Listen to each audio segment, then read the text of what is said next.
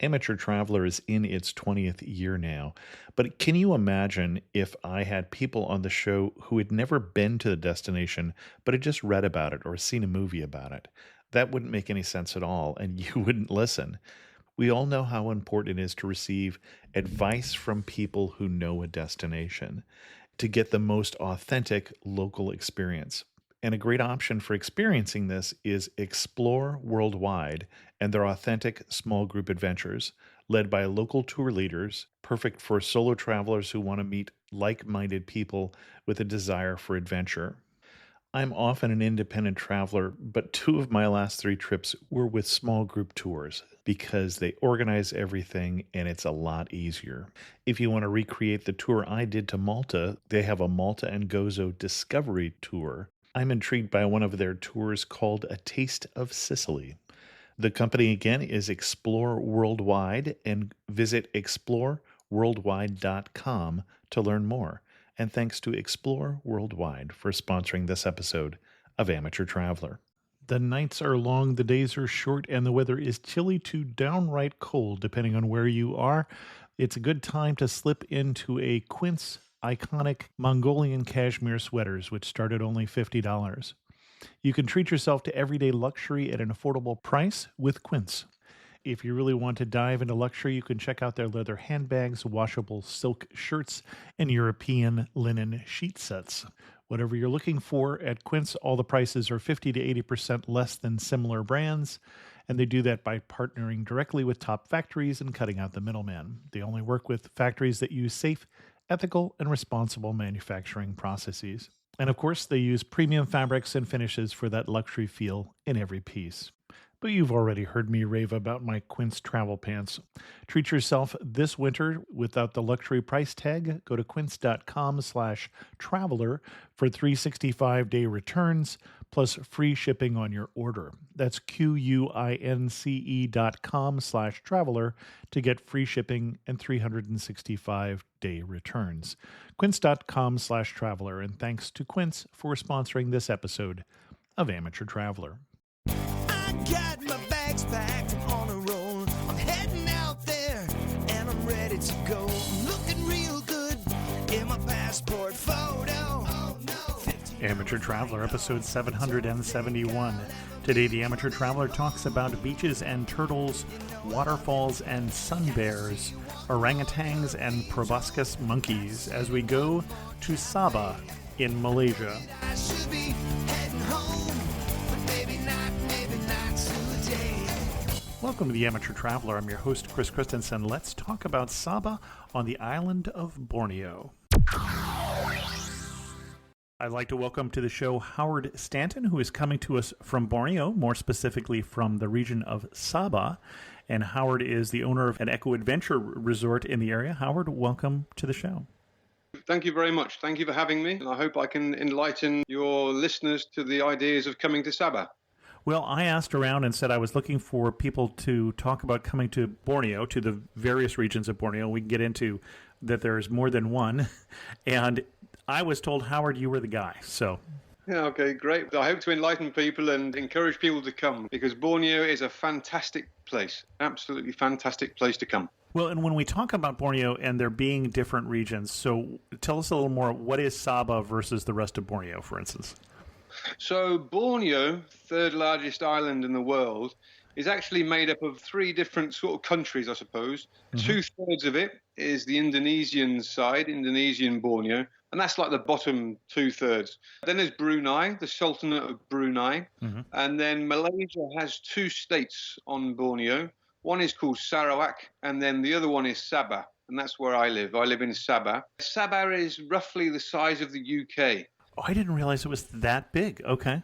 Or that the UK was that small. I guess there's two ways of looking at that, but It is. It's very large. And actually, that's one of the slight problems that people have is they underestimate the size of the place. Right. So if getting from one side to the other can take like a whole day of traveling. So when they start to plan their itineraries, they look at what they want to see and then they start to plan to get there, but underestimate the travel time, which can cause problems if people are on a shorter schedule, as it were, shorter itinerary.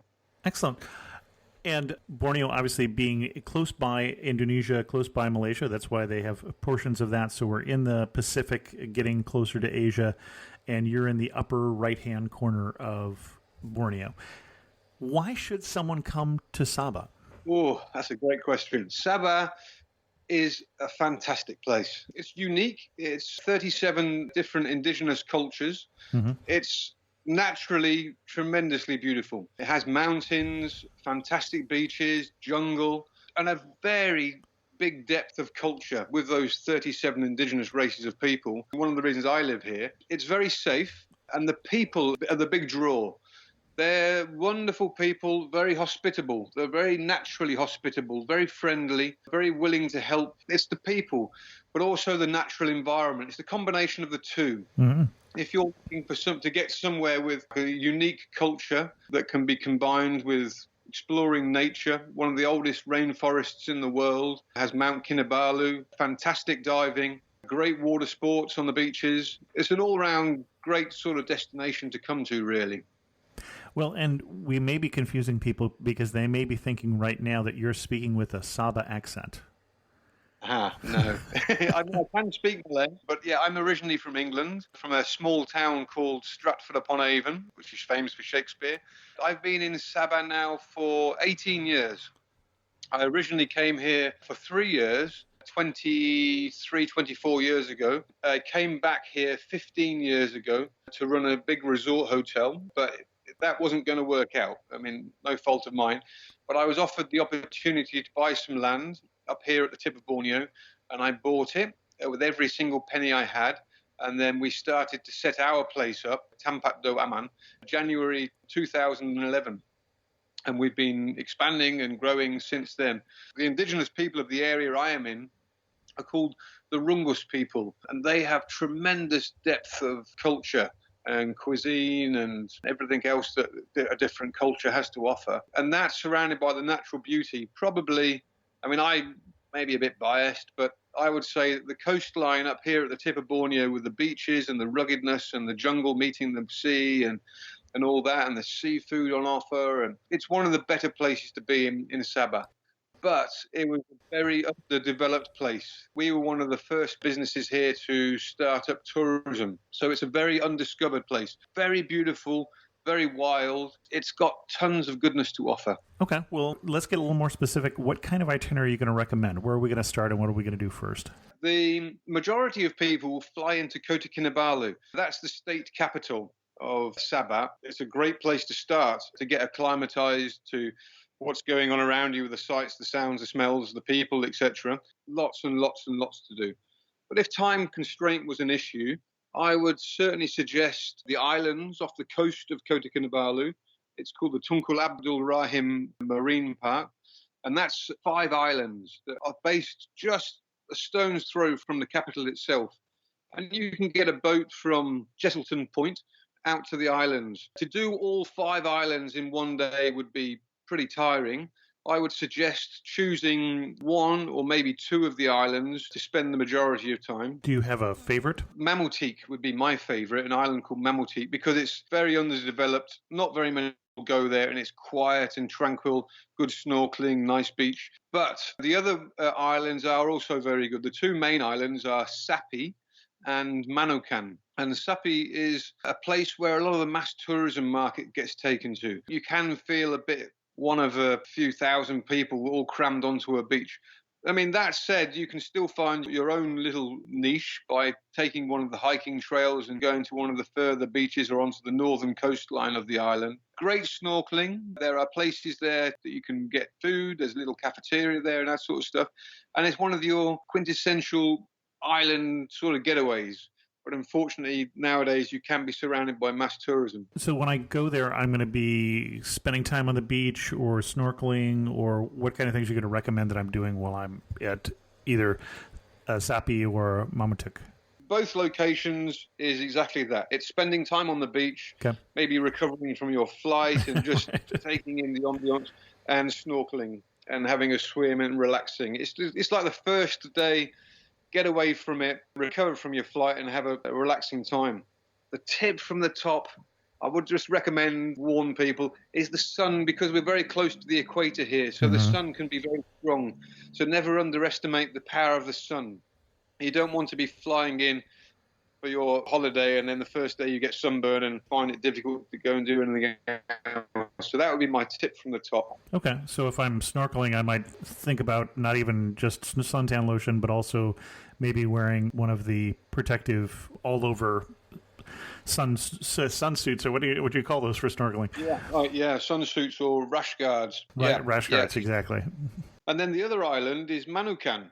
Manukan's a very beautiful island. It has been taken over by one of the resort companies, Magellan Sutra Harbour resort companies. There is like a little resort on it, so the access to food and beverage is there, although it can be a little bit pricey. But because of that, really, the mass tourism generally tends to stay away, and you'll get a much quieter time. You'll still get the beach and the snorkeling and all that, but it's a bit of a quieter time than Sapi.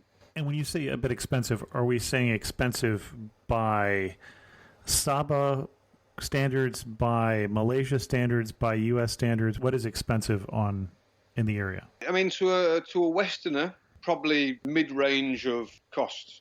To somebody coming from Malaysia or from Sabah, then it can be a little bit pricey.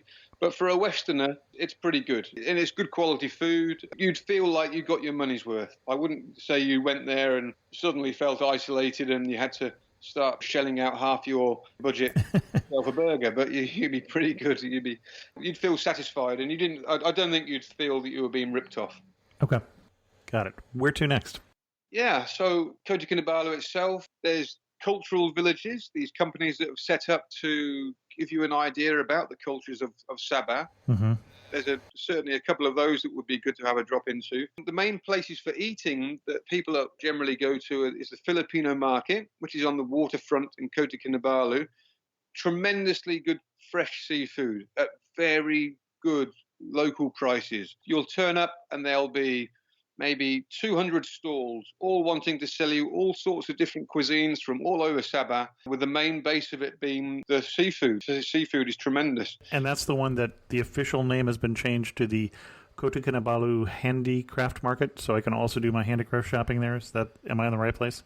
You're in the right area, yeah. The handicraft market is next to it. Okay. That's a great place to get your souvenirs, your cheap pearls, your cheap souvenirs and T-shirts and sarongs and bits and pieces like that. But then next to that is the food market. Got it. It's a real hustle-bustle in the evening.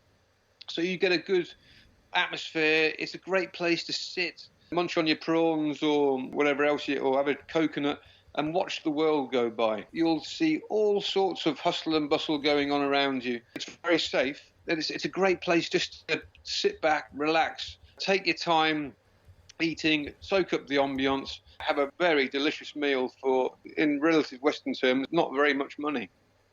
And not very much money. We're talking $5-ish, something like that?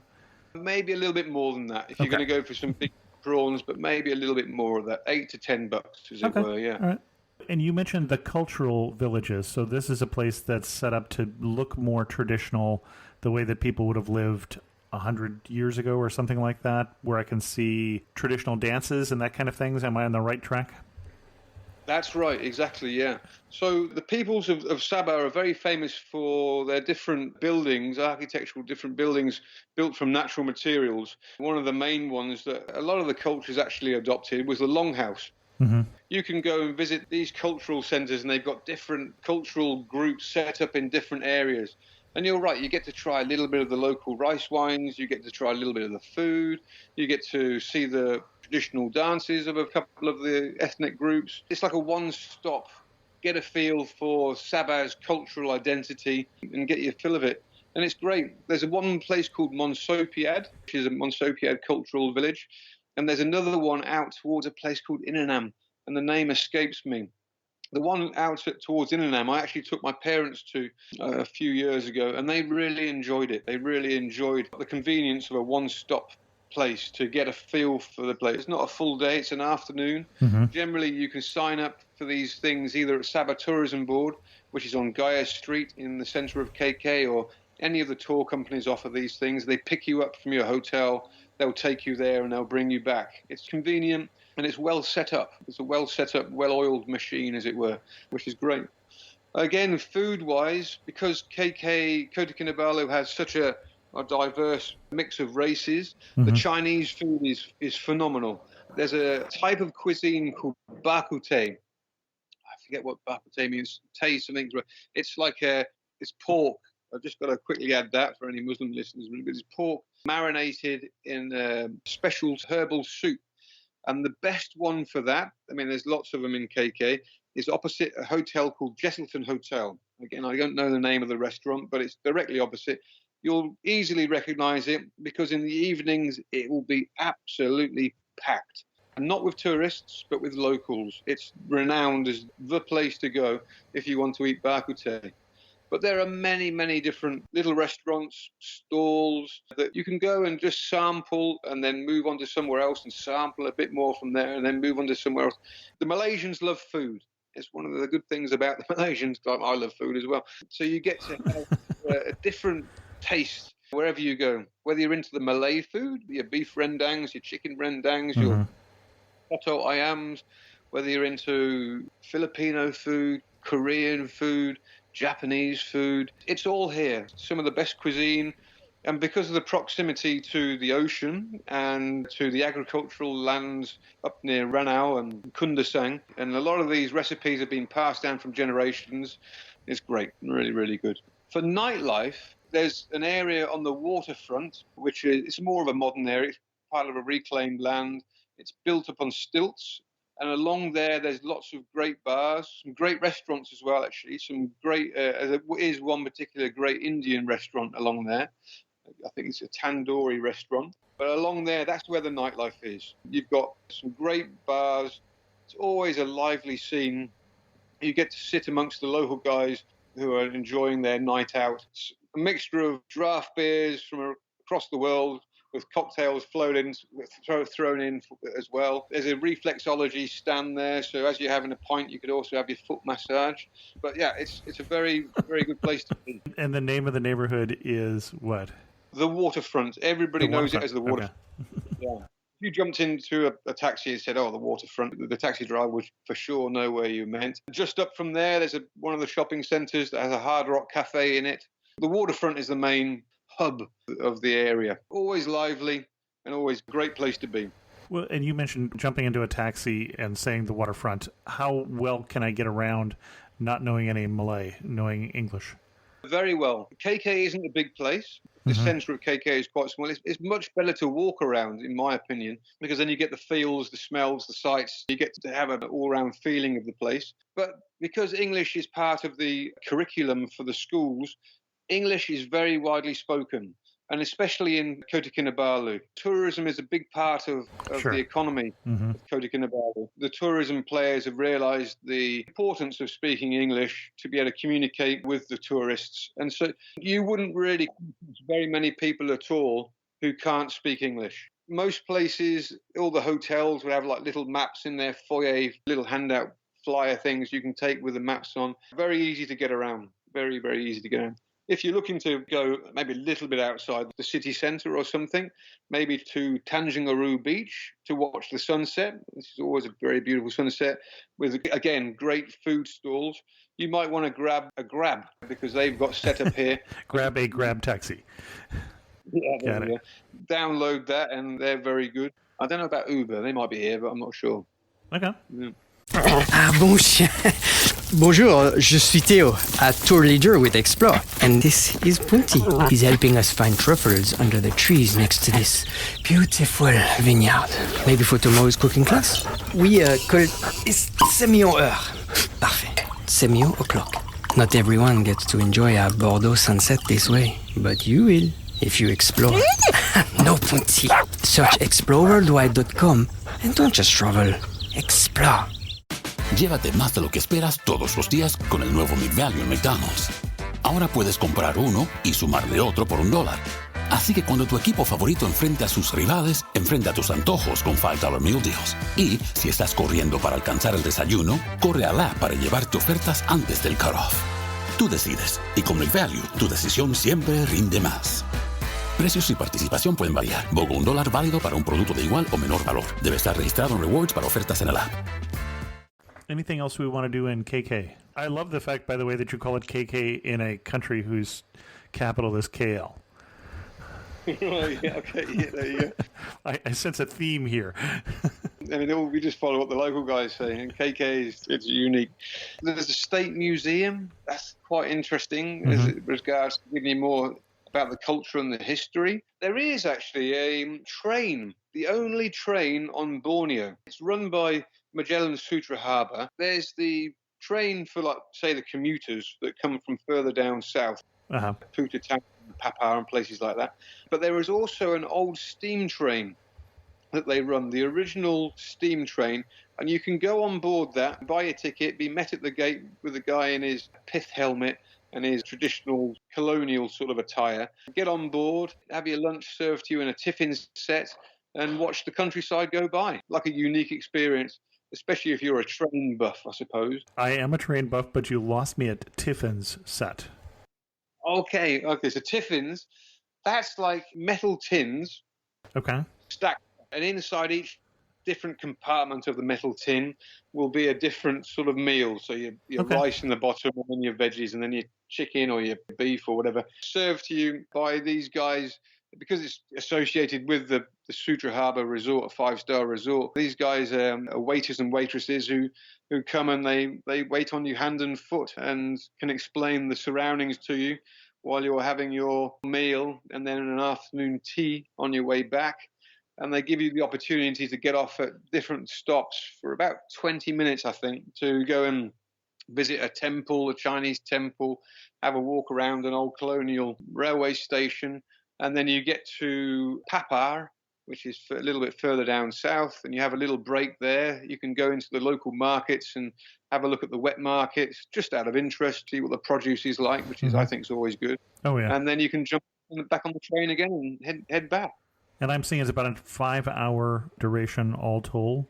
And the name of it is the North Borneo Railway, if I'm in the right place. That's the one, yeah. Okay. Well, it's the only railway in Borneo. So well, that's why I figured I was in the right place.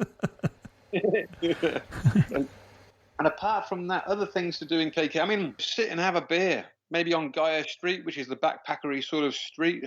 Lots of hustle and bustle. On a Sunday morning, actually, Gaia Street Market. That's when all the locals come down and sell their produce and meet up. And it's been going for many, many years. It's a great place to sit, have a cup of coffee and watch the world go by, but also a great place to see what produce is being brought. For Westerners, they're always amazed at the different amounts of fruits and jungle produce that can be comes out of the jungle. Again, it would just be great. It's a Sunday morning, runs from about 7 o'clock in the morning till about 11:30. And you'll see a whole different array of things, goods and everything being sold. It's a locals market, but it's very interesting for any tourism people that are arriving just to get a feel of the place. If you had somebody visiting from Stratford-on-Avon and you sent them there, is there a particular type of fruit you'd say, oh, you should try this, you're never going to find it at home, and it's the best? Well, there will be a lot of debate about this from the Malaysian fraternity, that's for sure. Sure. Two of my favourite fruits. One is called mangosteen. Okay, yep. They're like a little round thing. You break it open and you eat the white fleshy meat on the inside. It's very tasty. Rambutan, a soft, spiky sort of horse chestnut. And you break that open and get into the white fleshy meat inside. There's a stone in the middle. Both of them can have a stone in the middle. So those are two of my favourites. Also, I do like jackfruit. Oh, sure. Yeah, I do as well. Now, the debate would come when you get presented with the fruit called durian. Now, yes. I love it or hate it. There's no two ways about it. Personally, I think the taste isn't the best in the world. It stinks. It's sort of a bit more of a wetty sock smell to it. Kerosene was what some people described it as, but the smell. Yeah, all sorts of people have different ways of describing it. Kerosene I've heard as well. It's unique, that's for sure. But for me, what puts me off is the texture of it. Cottage cheese sort of texture surrounding a stone, and it's the texture that puts me off. The Malaysians and the visiting Chinese, Taiwanese populations, they love it. They absolutely love it, and it's one of the big attractions. You'll see on the side of the road stalls, and as you're heading up to Mount Kinabalu or to wherever, on their stalls selling it, and there'll be busloads of people parked up, all devouring the durian on the side of the road. Personally, I just keep driving. Everybody has different tastes. So the longans, the langsats, tons of different jungle fruits, which are unique to the area and definitely worth trying. Mata kucing, that's one of my favorites as well. That actually means cat's eye. You'll have to discover that for yourselves, but basically it's a little ball and you break open the outer skin, and yes, it looks like a cat's eye because it's got a stone in the middle. You suck off the surrounding flesh and spit out the stone, but it's very delicious as well.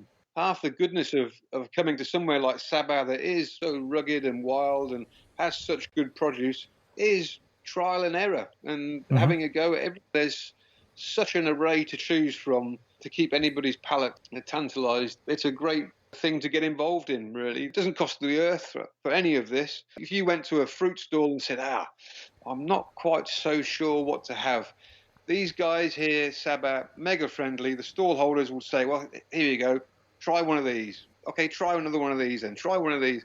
And you'd probably be ended up having your lunch just tasting these different things. That's how hospitable the people are. They're wonderful. Anything else we want to do in KK before we move on? With limited time, I'd say just doing those things are good enough. There's so much outside of KK to get involved with. Most probably head back to KK anyway, and by then you will have had a better idea of what to do and how to do it and be good. Probably if you're looking for things to do, nothing better than stopping by Sabah Tourism Office on Gaia Street and just inquiring there as what do they think, what's going on, what festivals might be happening. There are 22 public holidays in Malaysia. Because it's a nation made up of all different nationalities and origins and everything. The Chinese, the Indians, the indigenous, the Malays. So there's always festivals and things happening. And so to keep up to date when you arrive in KK, a visit to Sabah Tourism and have a little chat with one of the two of the people in there would also enlighten you on what's going on. And you may find that you've arrived during Chinese festival like Chap Gourmet, or you find you've arrived during Hari Raya or Kamatan. If you've arrived in Kamatan, you're in luck. Around about, I think that's May the 31st. And that's when all the indigenous peoples get together at a cultural centre just on the outskirts of Kota Kinabalu called KDCA, Kadazan Dusun Cultural Association, I think it is. That is wonderful. If you arrived during that time, head there. You will meet some of the best people you're ever going to meet in the world. You'll be drinking rice wines of all different varieties, having your cultural experience and all that under one roof. You'd have a fantastic time. KDCA, in a place called Penampang, just on the outskirts of Kota Kinabalu, about a 15-minute car ride from the very centre of Kota Kinabalu. If you're here for that harvest festival, that's a must, an absolute must. But yeah, apart from that, in KK, I'd use your time wisely and get out and see the rest of Sabah. And where would you take us to next? So the general well-worn path of people coming to Sabah is to probably head up towards the mountain. Mount Kinabalu, Southeast Asia's highest peak. You don't have to climb it. It is a 2-day climb.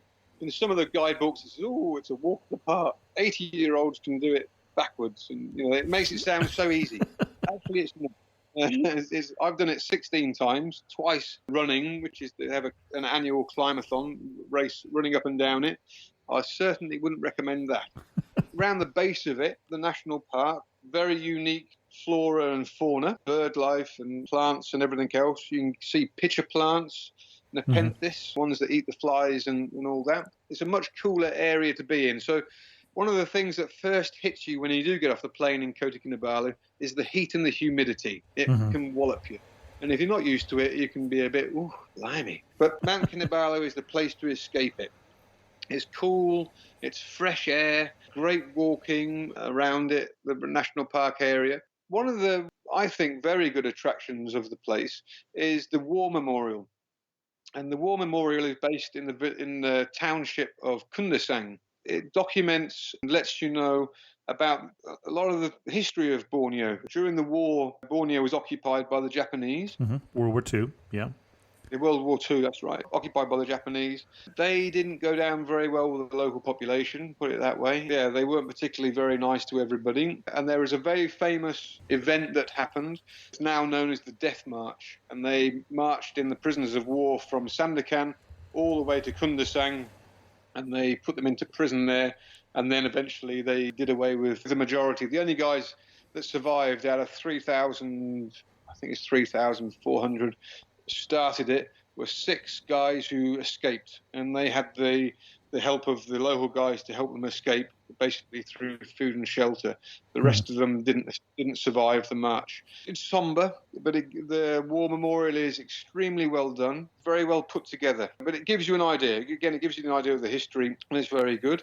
It's probably about an hour and a half's worth of walking around it. It's great. Outside of that, Kundasang Market. Kundasang is the veggie patch of Sabah. It's where a lot of the fresh produce, the veggies, are all produced. And so the markets in Kundasang, great to walk around to see the different varieties of vegetables and fresh produce that it produces. And then walk around the national park area is great. If you did want to climb it, you'd have to book ahead. You'd book it through the National Park Service of Sabah, most probably in Kota Kinabalu, or you would take up one of the tour company's packages and do it that way. To me, it's got very pricey. Basically, you start early in the morning. You spend about 5-6 hours climbing up to a place called Laban Ratap, which is cold. When you get there, you need a jacket and a woolly hat and a pair of gloves and long trousers and all the rest of it. You'd have your dinner there, and you'd go to bed very early. If you're staying up past 8 o'clock at night, you're a party animal. You'd have a good night's, you probably don't have a good night's sleep because of the lack of oxygen. And then your porters and your guides will come and wake you up again at 2 o'clock in the morning. And then you do the last part of the climb in the dark. I've not been up there since the renovations. They had some renovations after an earthquake, and they put some steps up. Apparently it's got a lot easier. But you climb up, and then you summit just in time for sunrise.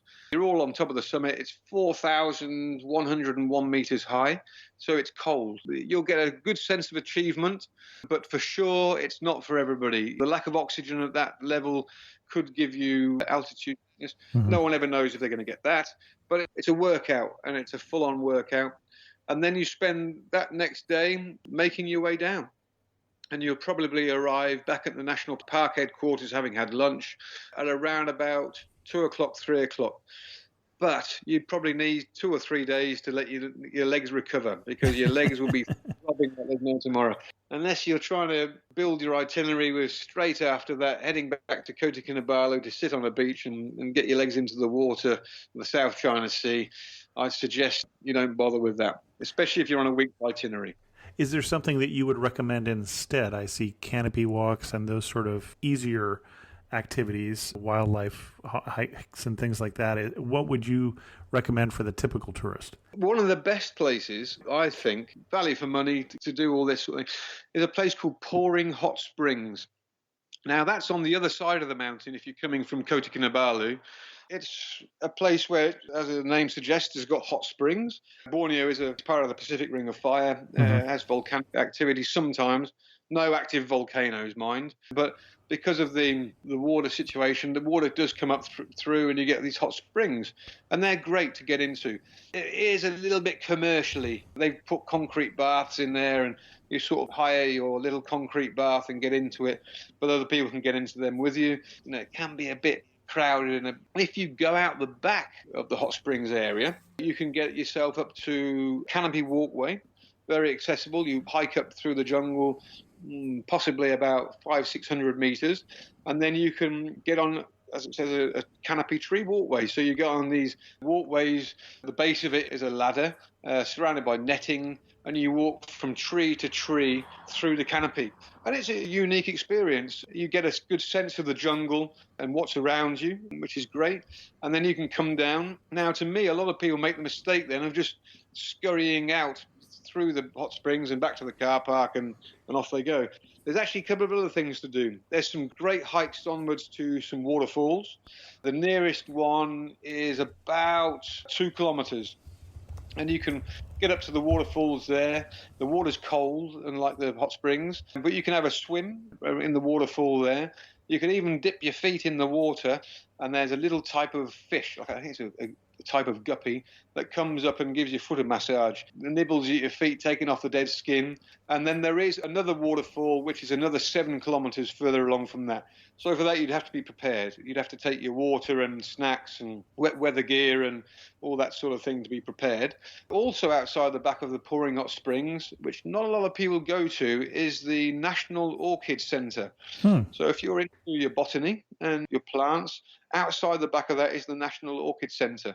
I've walked around it a couple of times because I like orchids. Because it's not very much visited, does come across as a bit neglected. That's not necessarily the fault of the people that run it, but more of the fault of the environment that it's in. And the weather here, because of the humidity, the heat, and all that, it eats away at everything. You're always fighting Mother Nature, and you're never going to win. So yeah, it can look a bit downtrodden, but it's very good. If you're into your orchids and you want to see the unique species and take that in, it's a good place to stop at. And then from Pouring Hot Springs, you'd probably head back towards Ranau. And from Ranau, in that area then, and I'm going to get shot by the people that live in that area for not mentioning some other places perhaps, but those are the main things. And then you go to Ranau and onwards from Ranau. And before we do that, the one other thing I wanted to mention about Mount Kinabalu is that it is a UNESCO World Heritage Site for those people who collect those, as I am one of those. So. And it's beautiful. I'm trying to think of other UNESCO World Heritage Sites in Borneo now. There's only one in Sabah. The other one is in Sarawak, the Gunung Mulu National Park.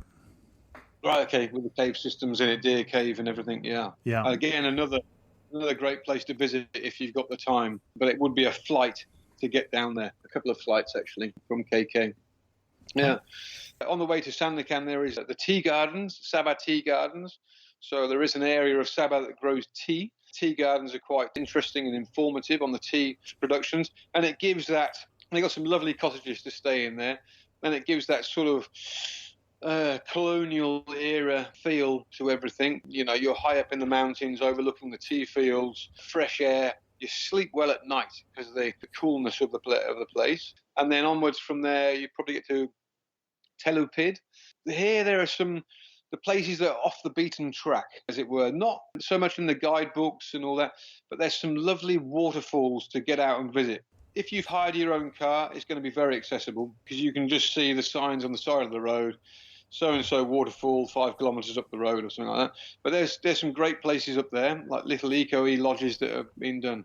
Oh, I might just mention the homestay aspects of accommodation in Borneo. It's one of the underestimated places to stay. It is fantastic. It's very well set up. I've been to it and experienced it around Mount Kinabalu, staying in the village of Kiao. It's wonderful. Guys from these areas have done up their homes, and you're accepted in as a friend. They'll cook for you. They'll take you on walks around the villages, take you to little streams and waterfalls that are tucked away, and you can have your own waterfall to have a swim in. The food they cook is tremendous, and it's just extremely hospitable. And it's one of these things that can be overlooked. All over Sabah, these homestay aspects of things are very, very well put together. And what's the best way to find one of those? Because I know some of the listeners are saying, that's for me, as they hear you talking about this. Well, we stumbled upon it, really, when when I got into it. But if you went to Sabah Tourism and Gaia Street in Kota Kinabalu, they'd certainly give you a whole list of the different locations and the people to get in contact with. But I should imagine also on the websites. Sabah Tourism has a great website. On their websites, you'd be able to find information, or if not, you'd certainly be able to contact somebody and ask for information.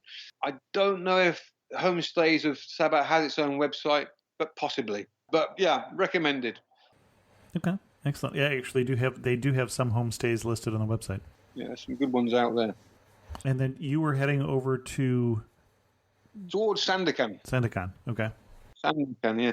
Sandakan is a town of two places, if that makes a town of three places, actually. Okay. I'm going to get shot by the Sandakan Municipal Council, but downtown Sandakan, around the waterfront, it's an interesting place to be, but it does give the impression of being quite run down. That said, I've not been there for about 5-6 years, but it does give an impression of being quite run down. The waterfront area there is pretty good, with different restaurants and places to stay. There's a big 5-star hotel there. I think it's a Hyatt or a Marriott hotel. And then but majority of things in Sandakan have moved a little bit out of the centre. In fact, 4 miles outside the centre. It's called Mile 4. And that's where a lot of the food stalls are, the restaurants, the nightlife, and that sort of thing is on the outskirts there. So Mile 4. Because one of the main reasons for going to Sandakan are more for the things outside of Sandakan, on the outskirts. You've got Sepilok Orangutan Rehabilitation Centre, which is like possibly the number one tourist destination in Sabah. 2 feeding times. You turn up the rehabilitation centre and you get parked up in the car park, and then you walk in and you get either the 10 o'clock in the morning feeding time or the 2 o'clock in the afternoon feeding time. Now, my recommendation would be to, go there in the morning because there's lots to do. Directly opposite, you could throw a stone at the entrance to it, is the Sun Bear Conservation Centre, which I was actually helped to build many years ago, or build the boardwalks to enter it. It's a home of the Sun Bear Conservation Centre. I would recommend going and doing that in the morning. The reason being is that a lot of the mass tourism markets, China and Taiwan and places like that are quite close, those guys will be on a schedule of rush, get it done, just get your phone, get your picture taken with the orangutan and scoot off. Now, they generally they'll be staying in somewhere in Sandakan, jump on a bus, get to Sandakan Orangutan Rehabilitation Centre for the 10 o'clock feeding. They'll go in, and in my opinion, it detracts away from what it's about. So you've got the orangutans, that you've got this vision of you being the only one that's there, sort of watching these orangutans idyllically swing from tree to tree and be fed their breakfast. But unfortunately, you can be on this great big deck with between 400 and 600 other people, all with their cameras out, yakking away to try and get the best picture. Whereas if you went to the Sun Bear Conservation Centre in the morning, which is extremely interesting, extremely well put together, and it has more of that sense of being away from the mainstream. And then you've had lunch, possibly in the little cafe, just at the Sepilok Rehabilitation Centre, great little cafe actually, and then waited and did the 2 o'clock in the afternoon feeding. I think you'd get more from it. You'd get more of a sense of goodness about the whole place. This episode is brought to you by Shopify. Forget the frustration of picking commerce platforms when you switch your business to Shopify, the global commerce platform that supercharges your selling wherever you sell. With Shopify, you'll harness the same intuitive features, trusted apps, and powerful analytics used by the world's leading brands. Sign up today for your $1 per month trial period at shopify.com/tech, all lowercase. That's shopify.com/tech. This episode is brought to you by FedEx. FedEx knows running a small business is hard enough without the hassle of shipping. That's why there's FedEx One Rate. With FedEx One Rate, you can ship your holiday packages cheaper than the post office for as low as $14.50 for small boxes. Visit FedEx.com/OneRate for details. Exclusions apply. Valid through January 19, 2025. FedEx One Rate. 2-day retail shipping, one flat rate. And then, if you timed it well, I would personally stay within that Sepilok area. Okay. Edge of Forest, Sepilok Edge of Forest Reserve, resorts. There's lots of different places to stay. It would meet different people's budgets. If you Googled Sepilok accommodation or accommodation in the Sepilok area, you'd come across a whole list of places, everything from a little backpacker to a more upmarket little resorty place. So if you stayed in one of those places the night before, walked up, sun bears in the morning, orangutans in the afternoon, and then you made your way up the road, possibly by walking. It's only about 1.5 miles up the road.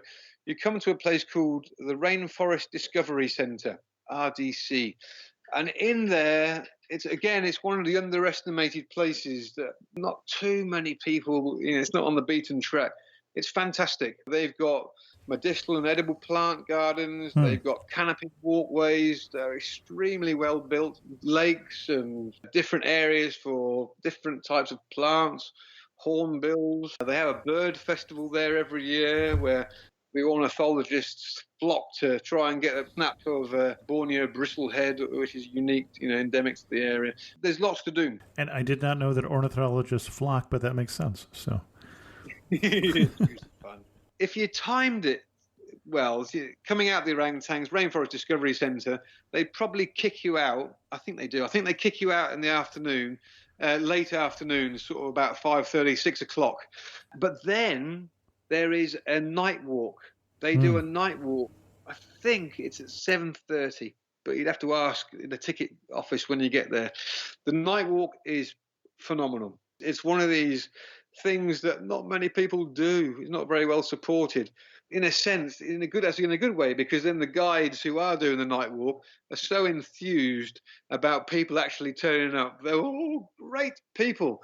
And they'll give you a ton of information, and you'll see lots of different things. You'll see civet cats, slow lorises, fireflies in full swarm, tree frogs. You'll get a good sense of the jungle at night. It's great. It really is good. And for me, I don't think it's promoted as much as it should be.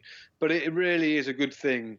Highly recommend that as well. And then outside of Sepilok, there is a place called Labuk Bay. I have to say, I've never been. That's where the proboscis monkey sanctuary is. And so the mass tourism market are racing to get to Sepilok to do the 10 o'clock feeding.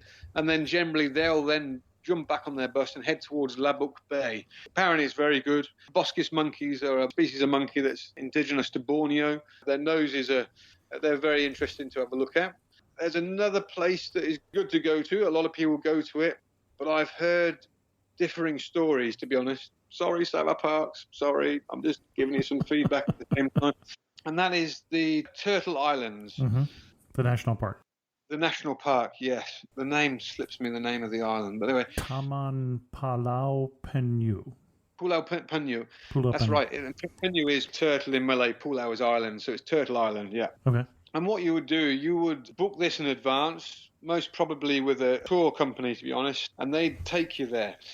Now, some people say, oh, fantastic. I mean, you're going to be guaranteed to see turtles. You're going to be guaranteed to see turtle hatchlings being released and all that. The problem I have heard is that in contrast to a lot of other places, it can be considered expensive. But it's quite a far drive to where the jetty, and then you jump on the boat and you get there. But you get there quite late in the afternoon. You have a little walk around. You have your dinner. You get woken up if a turtle is coming and laying its eggs. You get the opportunity to see the turtles being released. Which they do at night, which is what you're implying, which is why I went to sleep first. Yep, okay. Yeah, the night, that's right. And then you go to bed. You get up in the morning. Billed as this 2-day, 1-night excursion. By all accounts, you have breakfast, and then you're back on the boat by about 9 o'clock in the morning. I might be wrong, but this is what other people have told me. And then you're away. You get to tick your list for sure. And what it says you were going to get done is done. But I've just heard that some people do feel they're being shortchanged a little bit, and they would like to spend more time there relaxing rather than being on a schedule and being rushed to get out of the place. And I do say sometimes it can feel a bit too orchestrated. Okay. For their benefit rather than the tourists' benefit. Sandakan is also the stopping off point and the starting point for the Kinabatangan River excursions. Kinabatangan River, I'm pretty sure, is one of the longest rivers in Southeast Asia, certainly the longest river in Borneo. Second longest river in Malaysia. Ah, okay. Yeah, thank you. The second longest river in Malaysia. And it's along the river there. Some great places to go and stay, rainforests, lodges, and these sort of things. Again, the homestay aspects of things are very well organised. And I think you get more of a personal feel, to be honest. These bigger resorts, they've met the needs of the mass tourism market, and they've got into that groove. The bus will arrive, get them out, welcome drink, right, look at the river, great, afternoon snack, great, okay, little chat, okay, jump in a boat, go and see the wildlife along the river, back, dinner, night walk possibility, bed, next morning, breakfast, out, which is great. If you're on a time constraint, great. Again, you get to pick your list and you get to see on a boat up the river in the daytime, you get to go on a boat up the river during the nighttime, and you get to see the elephants, the Borneo pygmy elephant. If you're lucky, you'll get to see a wild orangutan in the wild. You'll get to see the proboscis monkey in the wild, the possibility of seeing crocodiles when you're going out at night. Great wildlife. For a wildlife buff and to get out and see nature at its best, for sure. Kinabatangan River is a go-to place. But personally, if you've got the time and you want more of a local feel with a local hospitality, with people that really do appreciate your business and appreciate you being there, the homestays are great.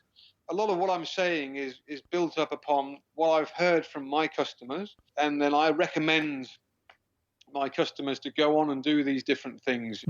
A lot of people come back with good comments. I feel confident in saying these things, but yeah, certainly the homestays. Yeah, I always feel that somebody who owns a hotel who's telling you to do a homestay, you ought to listen. Great, okay. I mean, I am probably undercutting myself here, but yeah. At the end of the day, we're all in it to promote Sabah and to get people to the best places, have the best experiences. Not everybody has the same needs and wants. Right. The clientele that we get, the couples who are on traveling in between jobs or having a gap year between works, or the backpackers or the families. When you meet everybody, you can get a gauge of what fits better for different people. Right. And that's what we're quite famous for. We're famous for being able to put together itineraries for people that meets their needs and wants, which is what it's about. There's no point in promoting something to a family that are on a budget when you're trying to persuade them to go to a 5-star hotel and pay out through the nose. Not so much. You started to name a homestay or two that you recommended. Yeah, I mean, trying to think back now because we've not been open for a little while due to COVID, but Osman's Homestay. Okay. Osman is a guy who's seen the opportunity, taken the bull by the horns, and has developed his business. As far as I can see, along a very sustainable way of doing things, has done very well. I send a lot of guys his way, but don't let that. There are lots of other guys as well who are certainly this post-COVID situation, like all of us, would just be very grateful for people coming, very grateful for the business. And if the love can be spread around amongst everybody, it's a win-win for everybody. I've picked a name out of the sky, Osman's Homestay, and I hope that this maybe helps him and his family to get back on their feet again, etc. I might just backtrack, actually, and Sepilok, places to stay. There is a great place called Pangasinan D. Place just furthest away from Sepilok. It does free transfers backwards and forwards to Sepilok, but it's the place that is tucked into the jungle. Fantastic architecture, fantastic ambience, fantastic staff, and it's just that little bit further, but it's worth that go. Lots of other places, Sepilok Edge of Forest Resort, but Pangasinan D is where I stay. And I recommend that as well. Anyway, backtracking.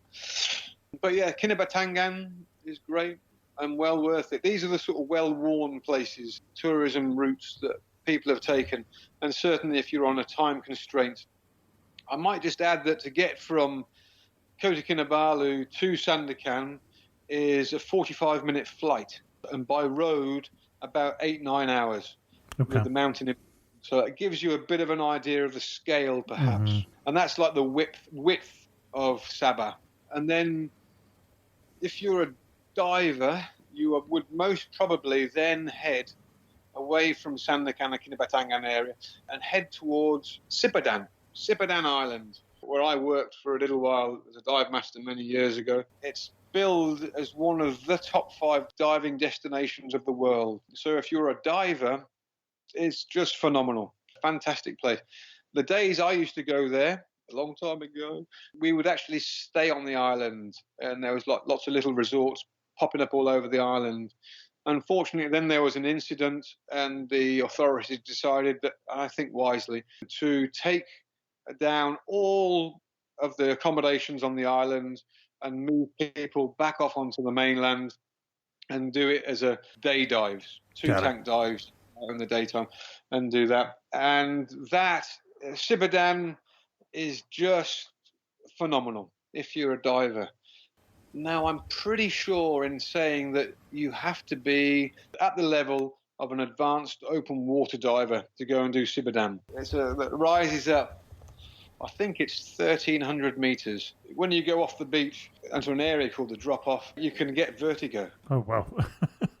We've had that before when I was working there. But the clarity of the water is phenomenal. The marine life is phenomenal. You'll get everything. When you do a multi-level dive, you'll dive down to your 40 meters, and you'll look further down. You'll see schooling hammerhead sharks. As you rise, coming up around the reefs, you'll get your leopard sharks. Turtles, it's going to sound weird. You'll almost get fed up of seeing them. It's like almost they're in the way. You get the leopard sharks, the bumphead parrotfish. They all tick many, many, many boxes of want-to-be-seen stuff.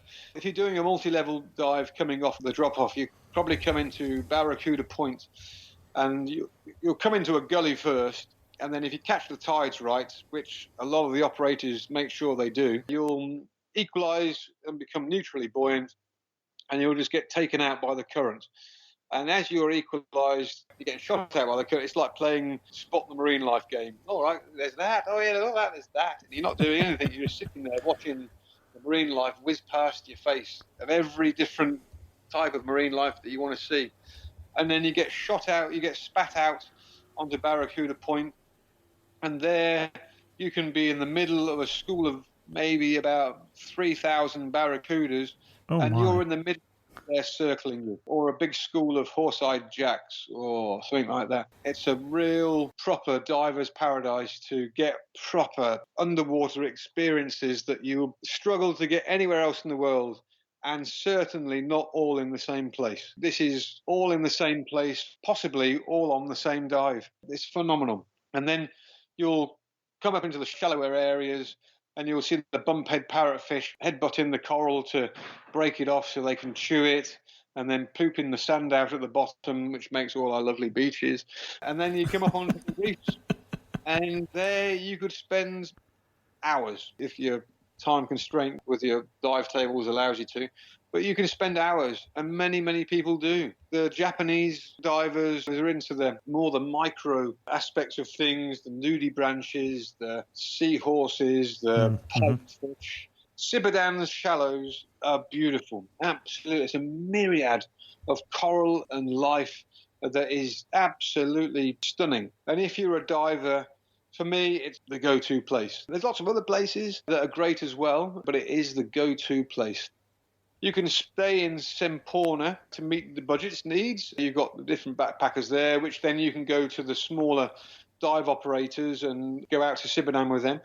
There is now a lottery for trips out to Sibadan. I think it's leveled at 150 divers per day. And the allocation of those spots to go to Sibadan are divided amongst the dive operators. If I was to recommend a dive operator, hands down, I would recommend Scuba Junkie. I know them personally as people. They've got nothing but goodness behind them as regards to preserving and enhancing the marine wildlife and protecting it and doing all that. And they are very professional in their approach to everything. But there are many others. You can even go and spend your accommodation and your time on board an oil rig. There's an oil rig parked about Semporna, and you can go and stay there. And then let's say, for instance, you're an avid diver, but your partner isn't a diver and is not particularly interested in the diving. No problem. There's an island called Marbul, and it would meet both your needs. The diver would be able to tootle off and go dive Sibadan and the surrounding areas, and then the partner, who's not particularly into the diving, would be able to, at their leisure, just walk off the beach onto some very fine reefs and do some snorkeling, or just sit and chill on the beach and read a book and catch up, let the body recuperate from all the travelling. And if you were interested in having a little wander about, you could also wander around the island. And I've actually not been there, but half of the island, I believe, is like sort of resorty, small operators taking advantage of the proximity to Sibadan and the reefs. And then the other half of the island is like villagers, and they're pretty much Bajau people, and these are known as the sea gypsies because they're pretty nomadic within the sea. The normal everyday tourist isn't going to get to see them in their natural habitat because they can build stilts houses in the middle of nowhere. You can be on a boat for hours heading towards a destination, and all of a sudden there's 6 or 7 stilt houses in the middle of the ocean, and you're thinking, blimey, I'm hallucinating or what? But that's the way they run. They're an incredibly interesting culture. Everything is built up around the ocean, and they have tremendous beliefs surrounding the ocean and the defence of it. Anyway, that's one of the cultures. But yeah, if you were a couple and one of you decided that wants to go dive and the other one wants to go, Marble is pretty good. If you are a little bit more high-end, if you're a little bit more honeymoonery, or you're a little bit more family-orientated and you've got some disposable income and you just want to go and experience a complete getaway island, there's an island called Langkayan, which I've just heard nothing but goodness about, the 5-star service and all that sort of thing. And if you were actually into that, and you were into all the marine ecology and a bit higher end and that sort of stuff, back in Kota Kinabalu, either to stay when you first arrive or to treat yourself on your way out, there is the Gaya Island Resort, which is a fantastic place, has a marine ecology and awareness centre, which specialises in giant clam rehabilitation and giant clam propagation. Very interesting, beautiful resort, Gaya Island Resort. But if you're on the other side, Langkayan Resort, Sandakan Way would be very good. And that's all of that. Sandakan is on the east coast, Kota Kinabalu is on the west coast, and that is pretty much the well-worn route. Okay. We are actually already at the longest episode of The Amateur Traveler. It's just as a time check. Anything else we want to cover? If I can, I would like to tell you about Kudat, and that's where we are. Kudat is 3 hours north of Kota Kinabalu, very accessible by shared taxi from a place called Bandaran Bajaya. Cost you 25 ringgit to get there. You come in up to Kudat. Half an hour away from Kudat is the tip of Borneo. I was going to say, you're at the end of the road here. That's right, yeah. Tip of Borneo is phenomenal. If you want to go to relax, the best beaches, very good snorkeling, great places to stay to meet all budgets, get away from it all, feel a 3-kilometre beach, and you will be the only one on them. And you'll look at the beach and go, wow, this is beautiful. And then you'll be suspicious as to why there's no one else on it. And we've had people come back and gone, has there been an oil spill or something? Or is there nuclear? It's absolutely not. It's out there. As an eco-adventure resort up in Kudat, Tampat Do Aman, we specialise in jungle trekking, coastline walks, Rungus cuisine, cooking lessons, jungle survival courses. One of our main markets that as we've followed is the groups market. So we bring in school groups and put them back into the community to help the local area with all sorts of different projects. We've had 186 school groups through our doors so far. So if you're a teacher or whatever looking to bring your kids away, we can help meet all your needs. But yeah, Kudat is just beautiful. Seafood, fantastic. Lots of different places in and around the way to get to. Kudat was originally the first capital of British North Borneo. And off the coast of Kudat is the largest island in Malaysia, Bangi. Next to that is the phenomenally beautiful Balambangan Island. Both a little bit more tricky to get around when you get there. But we specialise in being able to connect people. Then when they come and arrive at our place, we can connect them to the local people and the local area and give them more of an idea of the area and what's going on around it all. So yeah, if you're coming to Kudat, 3 hours north of Kota Kinabalu, newly discovered the last 10 years, it's a wonderful place to be. We would be very happy to help you. And we'll put a link to your destination, obviously, in the show notes so people can get that. We're going to probably need to wrap up here so far or break it into 2 episodes, but I think we're going to wrap it up instead. I've got some wrap-up questions for you. Yeah. You are standing in the prettiest spot in Sabah. Where are you standing and what are you looking at? Okay, I'm standing at the tip of Borneo. Okay. Our beach, 3 kilometres of beach, looking out to sea, looking at Balambangan Island and Bangi Island. It's stunning up here, absolutely stunning. Biased, but it's stunning. Well, you chose to live there, so one shouldn't be that surprised that you're biased. Very, very true.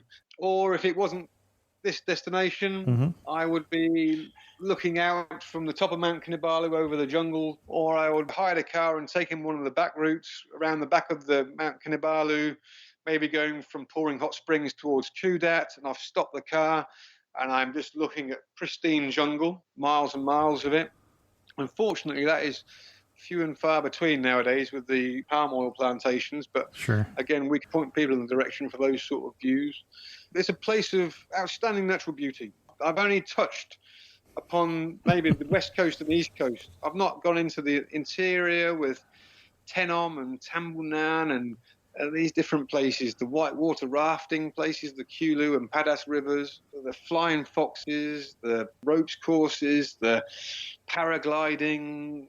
Sabah is a place full of activities. You can come and do as much as you want or as little as you want. Either way, every need will be met. You'll be very satisfied with your time here. The one thing I just would say is if you plan ahead, you'll get a lot more out of it, like probably most destinations, but Sabah in particular, plan ahead. And if you're getting in contact with someone like me that can give you an itinerary to get the best out of the place, you're probably doing yourself a favor. If you've got time constraints, you need to plan that properly to get the most out of it. Well, and Howard, I got two more questions for you before we wrap this up. One is, you're not from there originally, so you've adapted to the area. One thing that still makes you laugh out loud and say only in Sabah. Punctuality. Okay. Island time? Island time, yeah. I mean, it's getting better for sure. But if you've come from New York or London or Stockholm and you're used to being 2 o'clock and someone's there at 5 minutes to 2 o'clock waiting, and you cannot, it can happen here for sure. But if it does happen here, you're a little bit surprised. The punctuality of things can be a bit tricky. And the famous saying is, Sabah, I'm on the way. And that could be they're still in bed and you've woken them up to them actually being halfway to the destination. Really phenomenal people. But if you can come here with a little bit of an idea to being relaxed about punctuality, then you won't be disturbing your holiday too much. And if I ask you to sum up Sabah in just 3 words, what 3 words are you going to choose? People. Okay. Natural beauty. I'll use that as one word. Adventure. Excellent. Excellent. Our guest again has been Howard Stanton, and I don't think we named the Eco Lodge you own. Should I call it the TDA Eco Lodge and Jungle Camp, or do you want to give me the real pronunciation? I'll give you the real. It's Tampat Do Aman. Tampat Do Aman. TAMPATDOAMAN. And in Rungus, which is local language, it means a place of peace or a place of friends. Excellent. And I'll put a link to that again in the show notes so that people can find that. Howard, thanks so much for coming on Amateur Traveler. You delivered as I was promised. They said if you wanted somebody who knew the area, talk to Howard, and I'm glad I did. Thank you for sharing with us your love for Sabah. It's a pleasure. Absolute pleasure. I hope to see you all here. Take care. This episode is brought to you by Shopify. Do you have a point of sale system you can trust, or is it a real POS? You need Shopify for retail. From accepting payments to managing inventory, Shopify POS has everything you need to sell in person. Go to shopify.com/system, all lowercase, to take your retail business to the next level today. That's shopify.com/system. This episode is brought to you by Amazon Prime. From streaming to shopping, Prime helps you get more out of your passions. So whether you're a fan of true crime or prefer a nail-biting novel from time to time, with services like Prime Video, Amazon Music, and fast free delivery, Prime makes it easy to get more out of whatever you're into or getting into. Visit Amazon.com/Prime to learn more. Thanks go out, as always, to the patrons of the show who help support Amateur Traveler financially. I'm especially grateful for days like today when I had to pay the editors more money to edit shows that are of this length. So thank you for your patience. I hope you got to this part because I thought it was an interesting episode. And thanks again to the patrons of Amateur Traveler. If you also are interested in supporting the show, you can go to patreon.com/Amateur Traveler. And with that, we're going to end this episode of Amateur Traveler. If you have any questions, send an email to host@amateurtraveler.com, or better yet, leave a comment on this episode at amateurtraveler.com. And thanks so much for listening.